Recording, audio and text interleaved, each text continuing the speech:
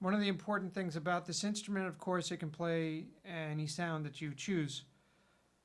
So, given that, you usually give me patch changes to play during the piece to change the sound color. Now, the simplest thing to do is simply write a movement that uses one instrument like this one here. It uses, I go over here and I hit the 3, and now I've got organ instead of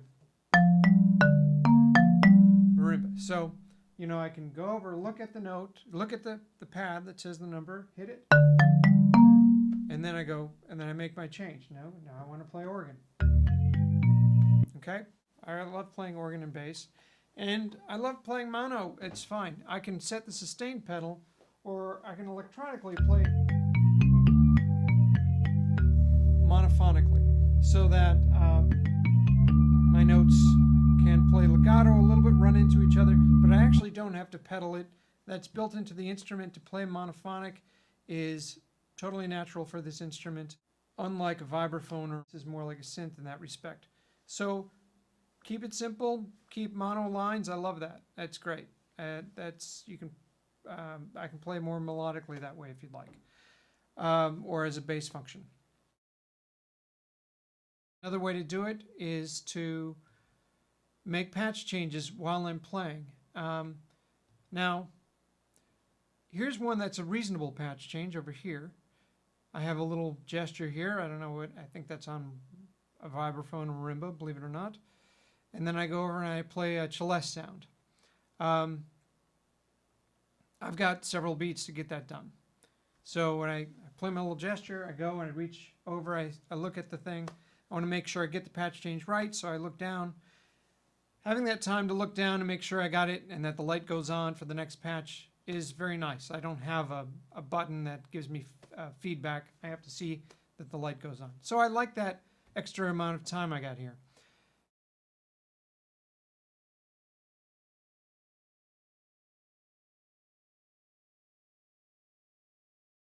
Another way to deal with sound changes is to just assign them to different mallets, right? I mean, that's one thing this instrument can do. So in this example, he simply describes each function of the mallet, and he does a stems up, stems down. I'm going to get more into stems up, stems down in a second. Here's an example that uses, so the right hand is the stems up, and the left hand is the stems down. Now, the other thing I have to differentiate is between the bass marimba and the synth bass. The way I do that is I happen to know which mallets I'm going to play with. It takes a little bit of practice. Obviously, this part is not super complicated, but mentally it's actually not that easy, because I have to remember to play with the yellow mallet here and the red mallet there, or vice versa, and this can be either the red or the blue. These notes in the right hand that play marimba, and they play right over the top of the other sounds in the written range, but I have the bass marimba in the red mallet and the synth bass in the yellow mallet. So again, I'm playing in the treble clef. I'm playing right up here. That's the bass marimba. That's the synth bass down there. And then I'm playing the other mallets right on top of it. That's why we have the double staff. Something like that. Again, a little tricky for such a simple part, but it's a way that I can cover those parts.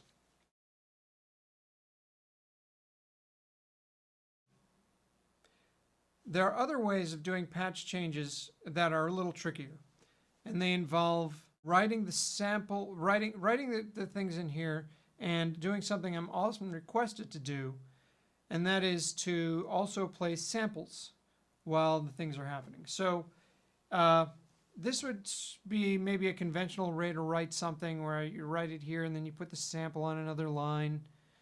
That's okay if you optimize the score so I'm not reading a lot of these empty lines. I think that's okay. This was a way of optimizing it without having to even create that extra line. It's just written in the score and it's attached to the name of what that sample is. So I know to hit that, and I'm going to put a number next to this, and I hit that number when I'm up here. It's even in my playing range, but I know not to play it as a note, but to play it as up here on one of my pads. So in this example, it's something like where I play the note and I get the patch change, but really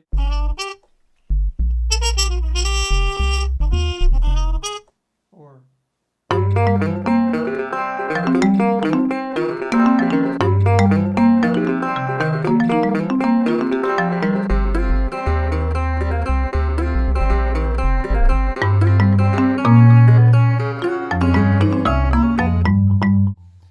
so ways to place samples and make patch changes simultaneously is the way I covered a lot of that.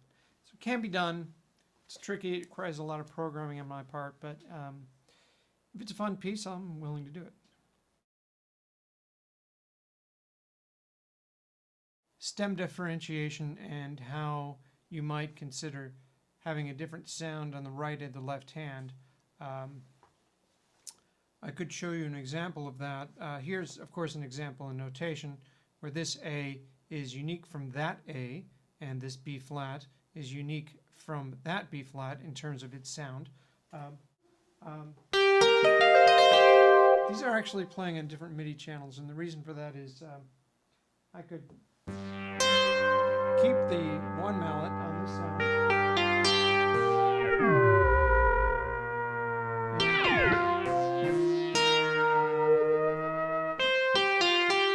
and play with the other mallet here.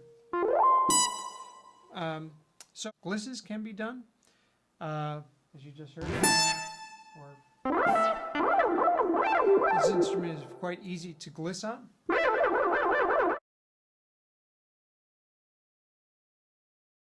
I could also split it. Vibraphone here and percussion down there.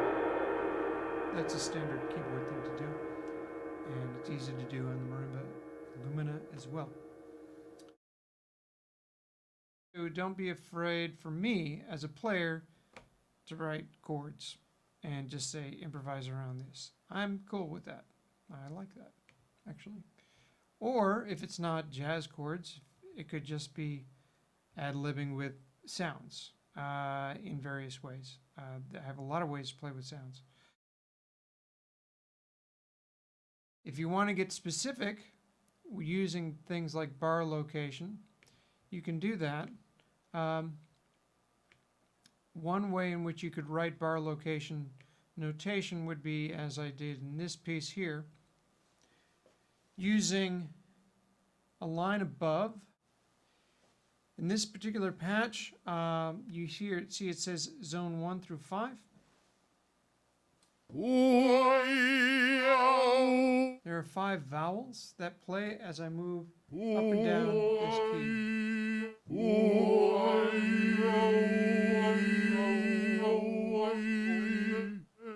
And actually each mallet is independent on this again.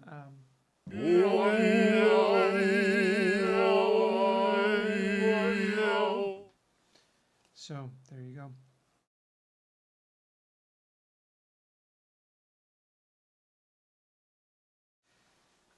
I hope this has been a useful sort of tutorial on the things you can write for the Marimba Lumina. I personally am quite happy creating a sound or timbral background to melodic things happening within an ensemble. I do not need to be a solo voice necessarily. I certainly don't need to play with 4 mallets.